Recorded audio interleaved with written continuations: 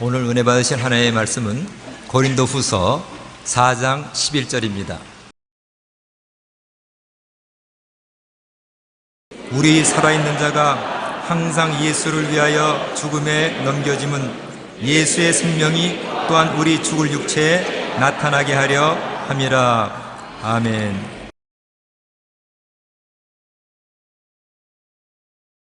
저는 이유 없는 고난이라는 제목으로 여러분과 함께 은혜를 나누겠습니다. 우리가 고난을 당하게 되면 의뢰하는 것이 무슨 죄를 저질러서 부흥을 받고 있는가 보다, 그렇게 생각하고, 다른 사람도 저 말은 안 하지만 숨은 죄를 지어가지고서 이 고난을 당한다, 그렇게 생각합니다. 그러나 아무런 이유가 없이 고난을 당하게 되면 당황하게 됩니다. 내가 왜 아무 이유도 없는데 고난을 당하게 되나? 혹시 하나님께서 나를 버리신 것이 아닌가? 그런 생각을 할 때가 있는 것입니다. 왜 우리는 이유 없는 고난을 당하게 되나요? 첫째로, 주님의 구원의 능력을 나타내기 위하여 이유 없어도 고난이 다가온다는 것입니다. 예수님께서 날 때부터 맹인된 사람에 대한 말씀을 하신 것이 있습니다. 제자들과 함께 거리를 걸어가는데 맹인이 앉아서 구걸하고 있어요. 그래서 제자들이 전통적인 생각으로 예수께 물었습니다. 주님, 이 사람이 맹인이 되어서 구걸하고 있는 것은 자기의 죄 때문입니까? 조상의 죄 때문입니까? 대개 안 되면 조상 탓하지요. 그런데 예수님께서 제자들 보시고, 이 사람의 죄도 아니고 조상의 죄도 아니다. 그럼요, 하나님의 영광이 나타나려고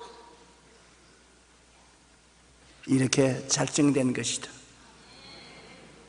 하나님이 우리를 구원하시고 우리의 병을 고치시고 기적을 행하신다는 것을 연출하려고 하시는데 배경이 있어야 되지 않습니까? 배고픈 사람에게야 바프가 효과가 있지, 배가 부른 사람에게 바프는 효과가 없어요. 우리 한국에서 목사님들이 하시는 참 거룩한 일이지만 노숙자들이나 배고픈 사람에게 바프가 필요하지, 내게는 바프가 필요 없어요. 아무리 바프여도 나는 바빠서 안 받아 먹겠다고 지나가보고 마는 것입니다. 그러나 배고픈 사람에게는 바프가 효과가 있습니다. 그때 사진은 그때 찍어야 돼요. 그때 찍어야 정말 훌륭한 일을 한다. 배 안 고픈 사람에게는 사진도 못 찍어요. 안 받아 먹으니까. 주님께서 건강한 사람에게는 의원이 쓸데없고 병든 사람에게야 쓸데있다. 건강한 사람에게 의원이 나 병 고쳐주겠다고 아무리 그래도 소용이 없어요. 안 아프니까. 그런데 이 성경은 주님께서 말씀하기를, 날 때부터 맹인된 이 사람은, 하나님은 기적을 행하시는 하나님, 맹인의 눈도 뜨게 하시는 하나님이라는 것을 나타내기 위해서 이 사람이 맹인으로 태어나게 섭리하시다는 것입니다. 우리가 보기에는 좀 안 됐지만 많은 사람에게 하나님의 영광을 나타내기 위해서 이 사람을 그릇으로 삼으신 것입니다. 이 사람은 손해를 보는 것 같지만은 천당 가면은 아마 보상을 하나님이 해 주실 것입니다. 그러나 우리는 이 사람 장님으로 태어났기 때문에 오늘날 예배 보면서 제가 강단에서 설교할 재료가 있어요. 이거 없으시면 내가 뭘 설교합니까? 장님의 눈뜨게 한 하나님이 계십니다. 와, 하나님 장님을 눈뜨게 했으니 나의 문제도 해결하실 수 있겠구나, 전능하신 하나님이시구나, 그것을 증명하기 위해서 하나님께서 사용하신 것입니다. 요한복음 9장 1절로 12절에 예수께서 길을 가실 때 날 때부터 맹인된 사람을 보신지라 제자들이 물어 이르되 랍비여 이 사람이 맹인으로 난 것이 누구의 죄로 인함이니까 자기니까 그의 부모니까 예수께서 대답하시되 이 사람이나 그의 부모의 죄로 인한 것이 아니라 그에게서 하나님이 하시는 일을 나타내고자 하심이라. 때가 아직 낮음에 나를 보내신 이의 일을 우리가 하여야 하리라. 밤이 오리니 그때는 아무도 일할 수 없느니라. 내가 세상에 있는 동안에는 세상의 빛이로라. 이 말씀을 하시고 땅에 침을 뱉어 진흙을 이겨 그의 눈에 바르시고 이르시되 실로암 못에 가서 씻으라 하시니 이에 가서 씻고 밝은 눈으로 왔더라. 이웃 사람들과 전에 그가 거리는 것을 보았던 사람들이 이르되 이는 앉아서 구걸하던 자가 아니냐. 어떤 사람이 그 사람이라 하며 어떤 사람은 아니라 그와 비슷하다 하거늘 자기 말은 내가 그러하니 그들이 묻되 그러면 내 눈이 어떻게 떠졌느냐. 대답하되 예수라 하는 그 사람이 진흙을 이겨 내 눈에 바르고 나더러 실로암에 가서 씻으라 하기에 가서 씻었더니 보게 되었노라. 그들이 이르되 그가 어디 있느냐. 이르되 알지 못하노라 하니라. 자기의 죄나 조상의 죄로 인하여 맹인으로 태어난 것이 아니라 하나님의 치료의 영광이 나타나기 위하여 맹인으로 태어난 것입니다. 이유 없는 고난 아닙니까? 맹인될 만한 이유가 없어요. 죄를 짓지 않았었어요. 하나님의 영광을 나타내기 위한 그릇으로 태어났으니까 틀림없이 하늘에 대한 보상이 많이 있을 것입니다. 오늘 읽은 성경 말씀에 보면 우리가 항상 예수를 위하여 죽음에 넘겨오면 예수의 생명도 우리 죽을 육체에 나타나게 하리 함이라고 말씀했습니다. 예수님을 위해서 우리의 삶 속에 죽음이 다가온다는 것입니다. 그 죽음이 다가와야 예수님이 살리는 영광이 나타날 수 있다는 것입니다. 솔직히 말해서 저는 해외 선교를 나가서 한참 선교해야 되는데 몸이 굉장히 아플 때가 많이 있습니다. 열이 나고 몸이 아픕니다. 당장 제일 먼저 생각하죠. 내가 무슨 죄를 지었냐, 내가 하나님께 매를 맞냐. 생각해봐도 죄 진 것이 없어요. 죄 없다고는 말할 수 없지요. 죄를 짓지 않는 의인은 없다고 말할 수 있으니까. 그러나 내가 특별히 무슨 열을 나게 하고 얻어맞게 할 죄를 지은 것은 없습니다. 그러나 열이 고침을 받고 몸이 나아야 기다리고 있는 사람들에게 나가서 복음을 증하기 때문에 무엇을 하느냐? 하나님을 찾고 하나님께 의지하는데, 건강할 때는 의지하지 않고 어슬렁어슬렁 있다가 성경책 들고 설교하러 가는데, 아프니까 설교하다가 넘어지면 안 되겠으므로 결사적으로 기도하고 매달리는 것입니다. 그러니까 능력도 나타나고 은혜도 쏟아집니다. 병자 위한 기도할 때 많은 병자들이 나았다고 손들 때 나도 속으로 늘 말하기를 하나님 저도요 지나지 마시고 저도 고쳐주시옵소서. 그래서 예배를 마치고 난 다음 호텔에 돌아오면 병도 낫고, 그날 하나님의 능력이 크게 나타나는 것은 내가 약할 때 하나님께 의지했기 때문인 것입니다. 그러므로 예수를 위하여 죽음에 넘겨온다 했습니다. 여러분, 빛이 나타나려면 무슨 배경이 있어야 됩니까? 저 대신 설교 한번 해보십시오. 빛이 나타나려면 뭐가 있어야 돼요? 어두움이 있어야 돼. 어두워야 팍 빛이 나면 야 빛이다. 항상 밝으면 빛이 어떤 것인지 설명해도 못 알아듣습니다. 그리고 낮이 어떻다는 것을 여러분 설명을 하려면 어떻게 합니까? 밤이 있어야지요. 밤이 있으면 그 다음 낮이 밤으로 말미암아 증명되는 것입니다. 어떠한 사람이 잘 사는 사람입니까? 배가 고파봐야 잘 먹고 잘 입고 잘 살 때 고마운 것을 알게 되는 것입니다. 오늘 이 예배 미국의 TYK 그룹 김태현 회장님 일행이 참석을 했습니다. 나는 김태현 회장님의 생애에 관해서 옛날부터 이야기를 듣고 잘 알고 있습니다. 미국에 건너갈 때 빈손 들고 건너갔습니다. 그리고 어떻게 했냐, 나머지 식모살이부터 시작한 것입니다. 오늘날은 수십 개의 회사를 거느린 회장이요 거부가 되었습니다. 그렇기 때문에 우리들이 김태현 회장을 보면 존경을 합니다. 가난한 헐벗고 굶주린 자리에서 오늘날 회사를 수십 개 거느린 회장이 되었다. 입지전적인 인물이다. 이야, 훌륭하다. 그런데 처음부터 부자로 갔으면 그런 것 할 재간이 없어요. 왜냐하면 부자로 있는 사람이 뭘 칭찬받아요. 잘 먹고 잘 입고 잘 사는 것은 지가 부모 덕분에 부자로 있었으니까 그렇지, 그렇게 말할 수 있지 않아요? 우리 김 회장을 한번 일어나 보십시오. 여기 어디 있을 거야. 네.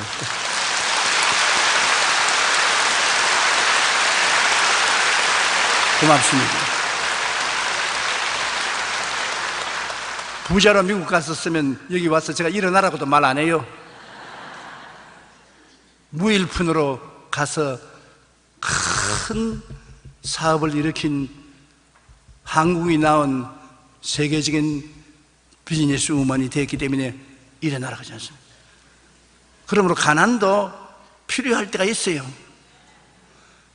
아름다운 삶을 증명할 수 있는 길이 되는 것입니다. 여러 가지 삶의 고난이 있어야 평안을 주시는 주님의 생명의 역사가 나타나는 것입니다. 고난이 없으면 평안이 증명되지 않습니다. 그리고 평안을 기뻐하지 않습니다.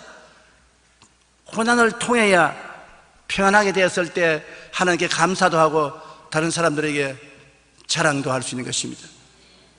그러므로 모든 일에는 반드시 어두움이 있어야 빛이 드러나고 배고픔이 있어야 배부름의 축복을 알게 되고 추운 사람에게 따뜻한 기후와 따뜻한 의복이 필요하게 되는 것입니다. 여러 가지 삶의 고난이 있어야 평안을 주시는 주님이 우리에게 나타나는 것입니다. 고난 없는데 우리를 도와줄 사람 누가 있겠습니까? 우리가 다 편안하게 사는데 예수님이 수고하고 무거운 짐진 자들아 나 내게로 오라 내가 너를 도와주리라 말씀하시면 혼자서 수고하십시오. 나는 도움이 필요 없습니다. 그렇게 할까 합니까? 그러나 우리가 어렵고 고난스러운데 주님이 오셔서 손을 내미시고 수고하고 무거운 짐진 자여 내게로 오라 내가 너희를 쉬게 하리라. 감사합니다. 주님, 나는 주님이 지금 필요합니다. 왜? 고난이 있을 때 고난에서 도와주는 예수님이 필요하기 때문인 것입니다. 고린도후서 4장 11절로 12절에 보면 우리 살아있는 자가 항상 예수를 위하여 죽음에 넘겨짐은 예수의 생명이 또한 우리 죽을 육체에 나타나게 하려 함이라. 그런즉 사망은 우리 안에서 역사하고 생명은 너희 안에서 역사하느니라. 항상 누구를 위하여? 예수를 위하여 죽음에 넘겨진다. 예수님은 위대한 생명의 근원이고 생명의 임금이신데 그 생명이 나타나려면 여러분이 죽어줘야 돼요. 안 죽어줬는데 어떻게 예수님의 생명의 역사가 나타나요? 나사로가 죽어서 무덤에 들어간 지 나흘이 되어 썩은 냄새가 나기 때문에 예수님이 그를 살려서 천천만세 예수님은 죽은 자를 살리시는 영광의 능력의 하나님이라는 것이 증명된 것입니다. 예수님의 영광을 위해서 나사로가 죽어줘야 돼요. 다 사람은 있고 나는 안 죽겠다 하면 주님의 영광은 나타나지 못하지요. 여러분 생각에는 그 불공평하다. 주님의 영광을 위해서 우리가 고난을 당한 무대에 올라가야 되느냐 그렇게 말할 사람이 있겠지만은 그러나 반드시 주님은 그런 사람에게 하나님의 영광을 나타낸 도구로 삼고 나중에 큰 보상을 주시는 것입니다. 하나님을 위해서 고난당한 사람 주님께서 빈손 들고 가도록 만들어 놓지 아니하는 것입니다. 풍랑을 잠잠케 하신 예수님에 대한 말씀이 성경에 기록되어 있습니다. 오늘 2부 3부에 우리 당회장 이영훈 목사님이 풍랑을 잠잠케 하신 예수님에 대한 설교를 하는데, 저는 텔레비를 통해서 내 방에 앉아가지고서 보고 듣고 크게 감동을 느꼈습니다. 그런데 그 설교를 들으면서 내가 생각하기를, 참 옛날에 제 아들이 풍랑 만난 거 잘했구나. 그때 풍랑 만난 이 사건이 없었으면 오늘 저런 설교를 할 재료가 없을 것인데, 다행히 풍랑을 만났기 때문에 이 목사님이 그것을 가지고 설교를 만들 수 있었다. 그리고 나에게는 큰 축복과 도움이 되는 것입니다. 50년 목회를 한 조용기에게 도움이 되는데 평신도에게 도움이 안 될 택이 있어요. 그러니까 그때 12제자가 풍랑 만난 거 잘 만났어요. 나 나중에 천당 가면 베드로를 위시해서 12제자에게 고맙다고 인사를 내가 해야 되겠어. 마가복음 4장 35절로 37절에 그날 저물 때 제자들에게 이르시되 우리가 저편으로 건너가자 하시니 그들이 무리를 떠나 예수를 배에 계신 그대로 모시고 가며 다른 배들도 함께 가더니 큰 광풍이 일어나며 물결이 배에 부딪혀 들어와 배에 가득하게 되었더라. 예수께서는 고물에서 베개를 빼고 주무시더니 제 아들이 깨우며 이르되 선생님이여 우리가 죽게 된 것을 돌보지 아니하시나이까 하니 예수께서 깨어 바람을 꾸짖으시며 바다들어 이르시되 잠잠하라 고요하라 하시니 바람이 그치고 아주 잔잔하여지더라. 여러분의 인생의 배가 풍랑을 만나도 예수님만 계시면 오케이, 잠잠해지는 것입니다. 문제는 예수님 안 계시는 게 문제지, 예수님이 같이 계시는데 문제될 것이 없습니다. 예수님은 하늘과 땅을 지으신 하나님이시기 때문에. 그런데 이 제자들이 예수님을 모시고 있었는데 왜 풍랑을 만났냐고 묻는 사람인데, 여기 보십시오. 예수님을 모시고 있어도 예수님이 주무시고, 제자들이 자기들끼리 이야기에 재미가 있어서 예수님 주무시도록 내버려 놓은 것입니다. 예수님하고 이야기를 해줘야죠. 배를 타고 주님하고 재미있는 하나님의 나라 말씀을 나누었더라면 예수님이 풍랑이 이르도록 허락하지 않았을 것입니다. 예수님 내버려 놓고 자기들끼리 이야기를 합니다. 오늘날 예수 안 믿는 것은 아닙니다. 예수를 믿기는 믿는데, 그러나 주일날 한번 와서 인사만 하고 가고 집에 들어가면 예수님 온 데 간 데 없고 일주일 내내 자기 혼자 가족들과 사업이나 하고 생활이나 하다가 풍랑을 만납니다. 나 예수 믿는데 왜 풍랑 만나느냐? 예수님이 그 집에 들어가서 보니 아무도 상대를 해주지 않으므로 그 집에서 주님은 주무시고 마는 것입니다. 깨워 일으켜야 돼요. 어떻게 깨워 일으켰냐? 회개를 해야 되는 것입니다. 그리고 찬송을 하고 기도를 하여 너희는 내게 부르짖어라. 내가 내게 응답하겠고 내가 알지 못하는 크고 비밀한 일을 보여주려고 했는데, 예수님을 깨워 일으키면 주님이 풍랑을 꾸짖으시고 풍랑이 잠잠해지고 만 것입니다. 그러면 그 사건을 성경에 기록해 놓았기 때문에 오늘날 우리가 그 성경을 읽고 교훈을 받고, 아, 예수님이 나와 같이 계시지만은 주무시면 안 되겠구나. 예수님 주무시지 마세요. 내 새벽 기도도 하고 낮에도 기도하고 저녁에도 기도하고 성경도 읽고 찬송도 하니까 주님 주무시지 말고 나와 함께 해 주시옵소서. 그래서 예수님을 주무시지 않게 만들 수가 있다는 것입니다. 둘째로, 고난이 왜 이유 없이도 다가오느냐 하면은 주님을 간절히 찾게 하기 위한 것입니다. 등 따쓰고 배부르면 하나님 안 찾잖아요. 삶의 해답을 누가 갖고 계십니까? 예수님이 갖고 계시지 않습니까?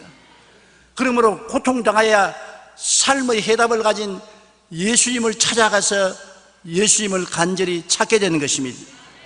십자가 대속의 오중복음과 삼중축복을 알고 우리가 그 은혜의 하나님 되시는 예수님을 찾아가게 되는 것입니다.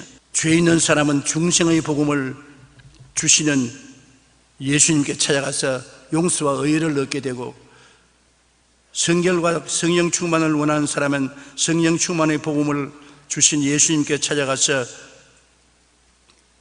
기도하고 구하면 거룩하고 성령 충만을 얻게 되고, 신유의 복음을 치료받고 건강을 원하는 사람이 예수님께 찾아가서 구하면 신유를 얻게 되고, 축복의 복음은 아브라함의 복과 형통을 얻기 위해서 예수님을 찾아가면 저주에서 해방되고 아브라함의 복을 얻게 되는 것이고, 재림의 복음을 원하는 사람은 부활 영생 천국을 간절히 찾고 예수님께 나아가면 주님 앞에서 부활 영생 천국을 얻게 되는 것입니다.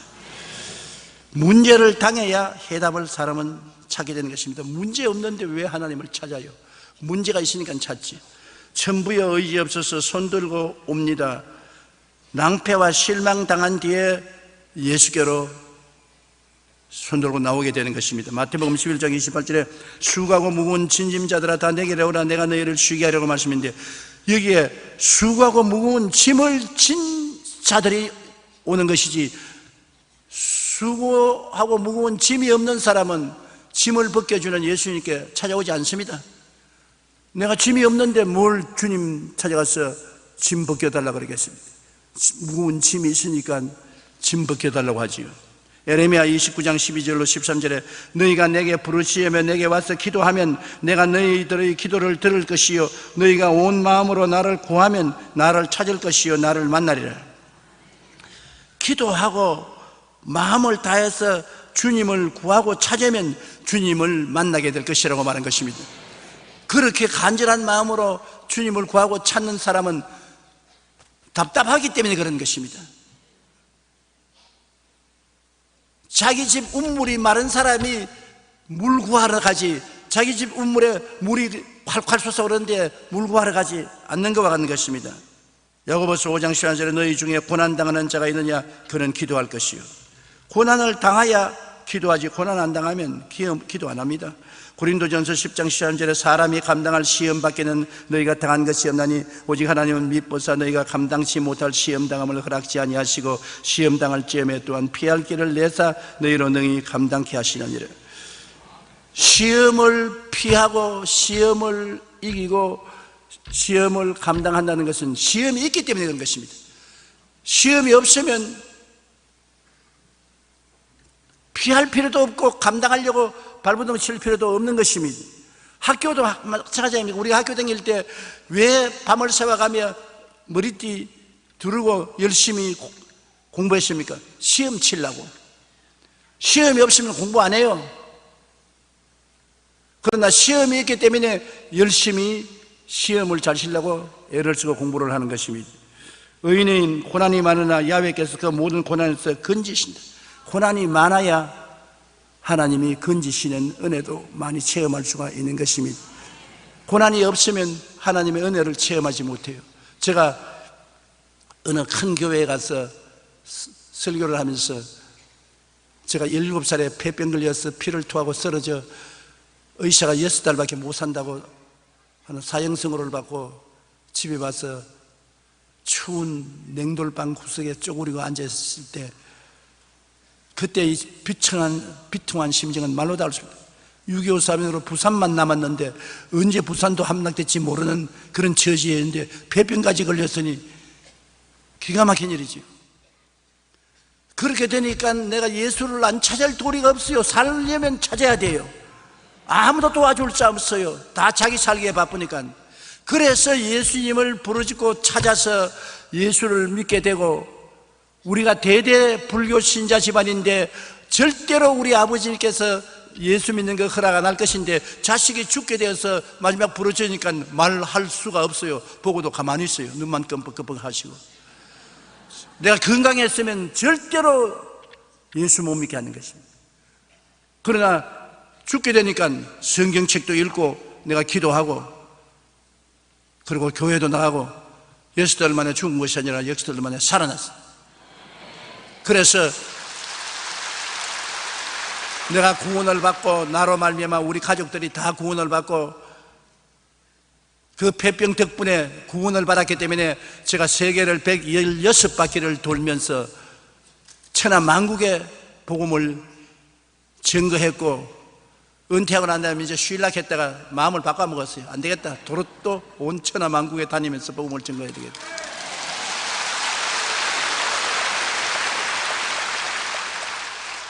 그 이야기를 설교했더니만 나중에 목사님이 내게 와서 꿀안지가 안수를 해달라고 그래요. 그 무슨 안수를 해주고 그러니까 나도 폐병 좀 걸리게 해 주십시오. 나는 우리 아버지가 교회를 세워서 이렇게 훌륭한 교회를 세워하는 것에 후계자로 들어와서 아무 고생을 한 적이 없습니다. 그래서 목사님처럼 하나님이 살아계신 것을 뼛속에 체험도 못하고 살아있는 하나님을 설교할 때 증거할래도 체험 못했으니 증거를 못하니까 죽지만 않게 해주시고 안 죽을 만큼 병이 들어서 고생 좀 하게 해주십시오. 내가 그랬어요. 그 사람이 말했습니다. 네가 고통이 얼마나 무서운지 몰라서 그렇다. 정말로 폐병에 걸려서 숨을 쉴 수가 없고 밤에 자다가도 후닥닥 일어나는 것은 목이 확 막히고 숨을 못 쉬어서 일어나서 방안을 허덕이고 그 고통은 말로도 할 수 없는데 그래도 그 고통을 당하니까 그러고 난 다음 목사님처럼 큰 교회 목회하고 세계를 다니면서 복음 증거할 수 있다면 하겠습니다. 보십시오. 고난 당한 것이 유익이 아닙니까? 내가 그날 그 집에 그 사람에게 설교하고 집에 돌아오면서 고난 당한 것이 이익이구나. 그 사람처럼 좋은 부모 만나서 팔자 좋은 것 부러워했더니만 아니구나. 우리 아버지가 사업에 성공해서 내 팔자가 좋았으면 편안해서 살았으면 저는 지금 목사도 안 되고 뭐가 됐는지 모르겠어요. 그러므로 여러분 다가오는 여러 가지 시험과 고난을 반드시 나쁘다고 생각하지 마십시오. 시험과 고난은 여러분에게 하나님이 복을 주시기 위해서 그릇을 준비하는 것입니다. 그릇이 없이 어떻게 복을 줄 수 있는 것입니까? 그릇을 준비하고 난 다음에야 그 그릇에 복을 담아 주시는 것입니다. 주님의 지팡이와 막대기가 나와 같이 있는 것을 주님이 나타내려면 내가 사망의 엄침한 골짜기로 지나가야 되는 것입니다. 내가 사망의 엄침한 골짜기를 지날 때 주님 지팡이와 막대기가 나를 안위하시고 원수가 나를 쳐들어와야 주님이 내 머리에 기름 바르시고 잔이 넘치게 해주신다. 원수가 안 쳐들어오는데 그릇이 준비 안 되는데 어떻게 잔이 넘치게 하는 것입니까? 그러므로 성경 말씀에 하나님을 사랑하는 자 곧 그 뜻대로 부르심을 위한 자들에게는 모든 것이 합력하여 선을 이루나니라. 좋은 것은 좋아서 좋고 안 좋은 것은 주님이 좋게 만들어 주실 것이니까 좋습니다. 여러분, 우리가 고난당하면 그 해답을 가지고 계신 주님을 찾게 되는 것입니다. 병이 들면 치료의 주님을 찾고 실패하면 승리의 주님을 찾고 죽음 앞에서 부활의 주님을 찾는 것입니다. 주님만이 삶의 해답을 갖고 계시기 때문인 것입니다. 셋째로, 강한 믿음을 갖게 하기 위하여 우리가 고난을 당하게 된 것입니다. 성경에는 사방으로 우겨삼을 당하여도 쌓이지 아니하며 답답한 일을 당해도 낙심하지 아니하며 핍박을 받아도 버림받지 아니하며 거꾸로 때림을 당해도 망하지 아니하고 우리가 항상 예수의 죽음을 몸에 짊어지면 예수의 생명도 우리 몸에 또한 나타나게 하려 함이라. 베드로전서 5장 10절에 모든 은혜의 하나님 곧 그리스도 안에서 너희를 부르사 자기의 영원한 영광에 들어가게 하신 이가 잠깐 고난을 당한 너희를 친히 온전하게 하시며 굳건하게 하시며 강하게 하시며 틀을 견고하게 하시리라. 고난을 당하게 하시고 난 다음에 주님께서는 친히 온전하게 만들어주시고 굳건하게 하고 강하게 하고 견고하게 만드는 은혜를 베풀어 주시는 것입니다. 고린도후서 4장 16절로 18절 우리 다 같이 한번 읽어보십시다. 그러므로 우리가 낙심하지 아니하노니 우리 그 사람은 낡아지나 우리의 속 사람은 날로 새로워지도다. 우리가 잠시 받는 환난에 경한 것이 지극히 크고 영원한 영광에 중한 것을 우리에게 이루게 하매니 우리가 주목하는 것은 보이는 것이 아니요 보이지 않은 것이니 보이는 것은 잠깐이요 보이지 않는 것은 영원함이라. 보이지 않는 이 세상에 고난이 다가오면 보이지 않는 천국이 마음속에 보이게 된다는 것입니다. 하나님 말씀을 사모하고 하나님을 찾게 되는 것은 이 세상에 눈에 보이는 것이 사라질 때 그러한 역사가 일어난다는 것입니다. 고난당할 때 우리는 영원한 천국의 품을 찾게 되는 것입니다. 이번에 13장 5절에 내가 결코 너를 버리지 아니하고 너를 떠나지 아니하라고 말씀한 것입니다. 한국 교회 통계를 보면 1995년 국민소득 1만 불이 넘으면서 교회 출생률이 40%로 떨어진 것으로 나타났습니다. 생활에 여유가 생기자 사람들은 주일에 산으로 들로 사업장으로 가는 것입니다. 기도원도 마찬가지였어. 국민소득 1만 불이 된 다음 기도원 출석률도 역시 30%로 떨어져서 열악한 기도원들은 모두 문을 닫아야만 했습니다. 그런데 놀랍게도 우리나라 교인이 출석률이 가장 좋았던 때가 6.25 사변이 일어났을 때 전쟁으로 온 국민이 어마어마한 고통과 괴로움을 겪을 때 교회 출석률은 95%였었습니다. 고난이 닥치자 영혼의 구원의 불길이 타올랐던 것입니다. 사람들은 고난을 당하고 고통스럽고 괴로워해야 하나님을 찾고 하나님께 가까이 옵니다. 좀 잘 먹고 잘 입고 잘 살게 되면 그만 하나님께로 향한 마음이 식어지고 느슨하게 되고 하나님을 뜨겁게 찾지 않습니다. 그렇기 때문에 하나님께서는 우리로 하나님을 간절히 찾게 하고 강한 믿음을 갖게 하기 위하여 고난을 허락해 주시는 것입니다. 제가 정기적으로 병원에 가서 종합검진을 받습니다. 그런데 나이가 수월치 않게 먹었으니까 젊은 의사들이 나를 벗겨놓고 난 다음 만져보고 나이 많으신 목사님이 근육이 꽤 붙었는데요. 반드시 그 말을 해요. 그럴 때마다 내가 하는 말이 내가 아령도 하고 무거운 거 엮기도 들고 그렇게 하기 때문에 근육이 붙습니다. 꾸준히 하세요. 그 보십시오. 육체도 고난을 자꾸 가하면 근육이 붙어요. 이걸 편안하게 놔주면 근육이 붙지 않아요. 우리의 영혼도 고난을 당하면 믿음이 강해져요. 고난을 당하지 아니하면 기도도 하지 않게 되고 하나님을 찾지 않고 성경도 읽지 않게 되고 영적으로 신앙이 약해져요. 그러므로 하나님도 정말 참 우리를 다스리기 힘드실 것입니다. 좀 잘되게 만들어 놓으면 신앙이 떨어지고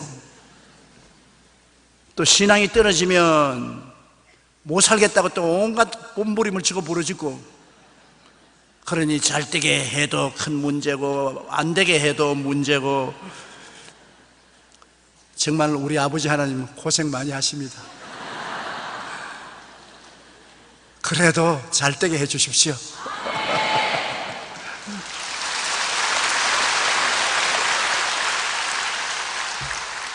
우리를 겸손하게 만들기 위하여 고난이 다가오는 것입니다. 고난만큼 우리를 겸손하게 만드는 게 없습니다. 아무리 금방져도 고난 당하면 깨어지고 겸손하게 되는 것입니다. 바울 선생이 육신의 가시에 대한 말을 했습니다. 고린도후서 12장 7절로 10절에 여러 계시를 받은 것이 지극히 크므로 너무 자만하지 않게 하려고 내 육체의 가시 곧 사탄의 사자를 주었으니 이는 나를 쳐서 너무 자만하지 않게 하려 하심이라. 이것이 내게서 떠나기를 위하여 내가 3번 주께 간구하였더니 나에게 이르시기를 내 은혜가 내게 족하도다. 이는 내 능력이 약한 데서 온전하여 짐이라 한지라. 그러므로 도리어 크게 기뻐함으로 나의 여러 약한 것들에 대하여 자랑하리니 이는 그리스도의 능력이 내게 물게 하려 함이라. 그러므로 내가 그리스도를 위하여 약한 것들과 능력과 궁핍과 박해와 공고를 기뻐하노니 이는 내가 약한 그때에 강함이라. 바울 선생은 너무나 하나님의 은혜를 많이 받았어요. 은사가 너무나 크기 때문에 아무리 안 그런다고 해도 교만해져요. 자랑을 하게 돼요. 교만하고 자랑하게 되면 하나님의 은혜와 은사가 다 떠나가 버리고 마는 것입니다. 그러므로 은혜와 은사가 바울 선생의 남게 하기 위해서는 겸손하게 만들어야 되겠는데, 할 수 없이 육체의 가시, 사탄의 사자를 주었습니다. 사탄에게 허락해가지고서 바울을 찔러라, 괴롭혀라. 바울을 계속 괴롭히니까 자기가 고통스럽고 괴로우면 교만해지지 않습니다. 낮아져서 하나님 도와달라고 간구하지요. 그러므로 바울 선생이 끝까지 신령한 하나님의 종으로 살아갈 수 있는 것은 육체의 가시 곧 사탄의 사자의 공격이 있었기 때문에 그런 것입니다.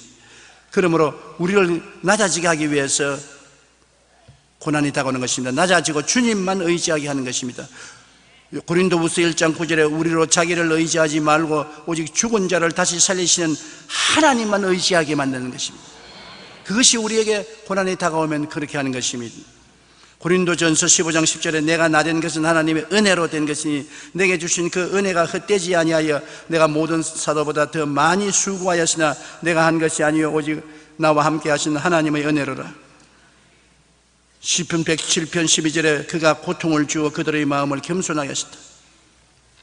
고통이 와서 우리 마음을 겸손하게 만드신 것입니다. 깨어지고 부드러운 인격을 갖도록 훈련과 연단을 지키는 것은 고난인 것입니다. 고난이 오면 깨어지고 완악한 마음이 부드러워지고 겸손해지고 순종하게 되는 것입니다. 야고보서 1장 2절로 4절에 내 형제들아 너희가 여러 가지 시험을 당하거든 온전히 기쁘게 여기라. 이런 너희 믿음의 시련이 인내를 만들어내는 줄 너희가 알미라. 인내를 온전히 이루라. 이는 너희로 온전하고 구비하여 조금도 부족함이 없게 하리 함이라. 완전한 인격자를 만들기 위해서 고난의 학교에서 훈련을 받는 것입니다. 고난은 우리를 하나님 형상에 걸맞는 사람이 되게 교육시키는 교육장인 것입니다. 히브리서 12장 11절에 무릇 징계가 당시에는 즐거워 보이지 않고 슬퍼 보이나 후에 그로 말미암아 연단받은 자들은 의와 평강의 열매를 맺느니라. 유대인들은 여러 가지 축제가 있는데 유월절이라는 축제가 있습니다. 유대인들이 애굽에서 430년 종살이 하다가 모세를 따라 300만이 홍해를 건너서 광야를 지나 가나안 땅으로 들어온 것을 기념하는데, 그때 대표적인 음식이 쓴 나물과 무교병과 삶은 달걀을 꼭 먹어야 되는 것입니다. 그런데 쓴 나물은 왜 먹어야 하냐면 애굽에서 430년 종살이하는 생활이 쓰디쓴 삶이었. 잊지 말라. 종살이 할 때가 얼마나 썼다는 잊지 말라. 다시는 종살이 하지 말라. 그리고 무교병은 발효되지 않는 떡입니다. 그냥 누룩이 들어가지 않은 떡인데 빨리 밤에 애굽에서 나온다고 그냥 떡반죽을 막 해가지고 그대로 보따리에 싸서 이렇게 걸머쥐고 나왔지 발효할 시간이 없기 때문에 누룩 없는 떡을 먹었습니다. 그것을 먹어라. 그 다음 계란을 먹는데 계란을 그저 먹지 말고 삶아서 먹어라. 그럼 왜 계란은 꼭 삶아서 먹어야 되냐? 여러분, 다른 물건은 다 삶으면 어떻게 되는 것입니까? 부드러워지지요. 그런데 삶을수록 단단해지는 것은 뭡니까? 계란입니다. 그럼 왜냐? 이스라엘 백성이 광야를 지나오면서 엄청나게 고생을 했다는 것을 잊지 마라. 그 고생을 통해서 너희가 남았다. 그래서 너희가 믿음이 강해지고 신앙이 튼튼해지는 것은 고난을 통해서 된 것이다. 광야를 통해서 된 것이다. 하나님께서는 우리로 강한 믿음을 갖게 하시기 위하여 고난을 주시는 것은 이스라엘 백성들이 계란을 삶아 먹는 것과 같은 것입니다. 우리는 고난을 통해야 믿음이 강해지는 것입니다. 예수님의 뜻을 이루기 위하여 주님은 고난이라는 교육 과정을 통하게 하십니다. 고난을 당하면 당할수록 고난을 이기게 하시는 예수님을 알게 되고 체험하게 됩니다. 고난이 있어야 축복도 따르는 것입니다. 적은 축복은 적은 고난을 통해서, 중간쯤 축복은 중간쯤 고난을 통해서, 많은 고난은 반드시 많은 축복을 하나님이 예배해 놓으신 것입니다. 이는 다 너를 낮추시며 너를 시험하사 마침내 내게 복을 주려 하심이라. 마침내 복을 주려는 하나님의 프로그램이 있기 때문에 고난을 주신 것입니다. 고난을 받아들여서 변화받지 못하면 하나님의 축복을 받지 못하게 되는 것입니다. 스위스의 법학자요 철학자인 힐티는 말하기를 대개 행복한 때보다 고난의 때에 하나님은 더 가까이 계신다. 그래서 행복한 때보다 고난을 처한 때가 신앙에 더 좋다. 칼빈은 이 세상에 고통이 많은 것은 천국을 사모하는 마음을 가지게 하기 위해서라. 마르틴 루터는 고난은 축복을 갖다 주는 지름길이라고 말했습니다. 고난은 축복을 싸고 있는 보자기입니다. 고난이 있어야 축복이 따라오는 이유는 축복을 싸서 오는 보자기가 고난입니다. 보자기를 싹 펼치면 축복이 쏟아져 나오는 것입니다. 그러므로 사랑하는 성도 여러분, 이유 있는 고난도 좋고 이유 없는 고난도 좋습니다.